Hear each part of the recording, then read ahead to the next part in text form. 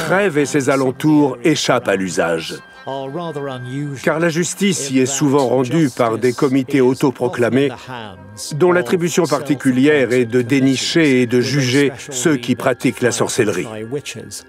On les appelle Hexenausschusse en allemand. Ce sont les comités des sorcières.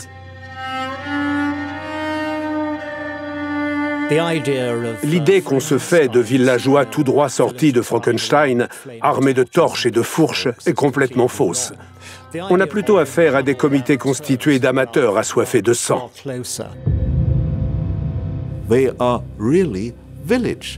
Ces comités de village ne sont formés que dans un seul but: identifier les sorcières. Et c'est précisément ce qu'ils font.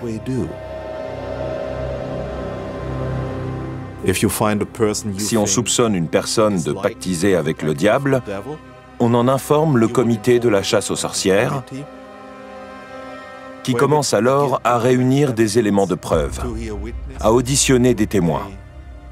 Un clerc est désigné, la requête est présentée au secrétaire du prince électeur, le suspect est arrêté et amené au tribunal. Les comités de chasse aux sorcières se multiplient dans les villages alentours, chacun d'eux ayant la farouche volonté d'éradiquer le nombre toujours plus élevé de sorcières qui, selon eux, nuisent à la société. Les comités de chasse aux sorcières qui se forment dans la campagne de Trèves n'exercent aucun pouvoir sur la ville. Par conséquent, ils n'ont aucun impact politique. En revanche, l'impact émotionnel est évident.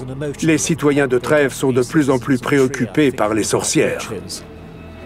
Les rumeurs vont bon train dans la ville de Trèves. Des sorcières présumées se seraient enfuies et se seraient réfugiées dans la ville pour éviter d'être arrêtées pour sorcellerie. La vague d'arrestations ne cesse de croître. De plus en plus de gens sont arrêtés. Et les prisons regorgent de prétendues sorcières. Les procès se propagent de village en village et créent une vague de terreur si puissante qu'elle envahit la ville de Trèves. Plus personne n'est à l'abri, même pas ceux qui font partie de l'élite la plus fortunée.